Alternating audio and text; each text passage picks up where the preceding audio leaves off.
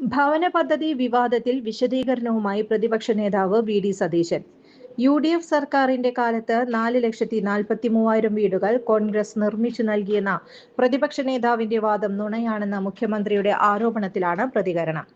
Life പദ്ധതി വരുന്നതിനു മുൻപ് വിവിധ പദ്ധതികളിലായാണ് ഉമ്മൻചാണ്ടി സർക്കാർ ഭവനം നിർമ്മിച്ചു നൽകിയതെന്ന് വി.ഡി. സതീശൻ പറഞ്ഞു. നിയമസഭയിൽ മന്ത്രിമാർ നൽകിയ മറുപടി ഇതിന് തെളിവാണെന്നും അദ്ദേഹം പറഞ്ഞു. വിവിധ ഭവന പദ്ധതികൾ ചേർത്താണ് 4,43,000 വീടുകൾ നിർമ്മിച്ചതെന്നാണ് അദ്ദേഹം പറഞ്ഞത്.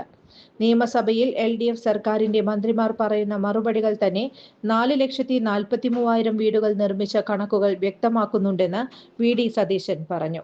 നിയമസഭയിലെ ചോദ്യോത്തരവേളയിൽ LDF പ്രതിനിധികൾ നൽകിയ രേഖകൾ വിശദീകരിച്ചാണ് പ്രതിപക്ഷ നേതാവ് മുഖ്യമന്ത്രിയുടെ ആരോപണത്തിന് മറുപടി നൽകിയത്.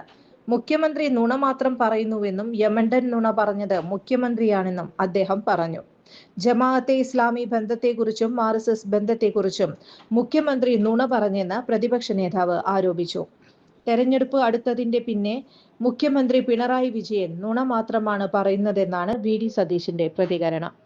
ചുരുങ്ങിയ ചിലവിൽ വീട്ടുമുറ്റത്തൊരു വിളക്ക്, വൈദ്യുതി വേണ്ട, ബാറ്ററി വേണ്ട, പൂർണ്ണമായും സോളാറിൽ പ്രവർത്തിക്കുന്ന ലൈറ്റുകൾ നിങ്ങളുടെ വീടുകളിലോ സ്ഥാപനങ്ങളിലോ എവിടെയായാലും സ്ഥാപിച്ചു കൊടുക്കുന്നു.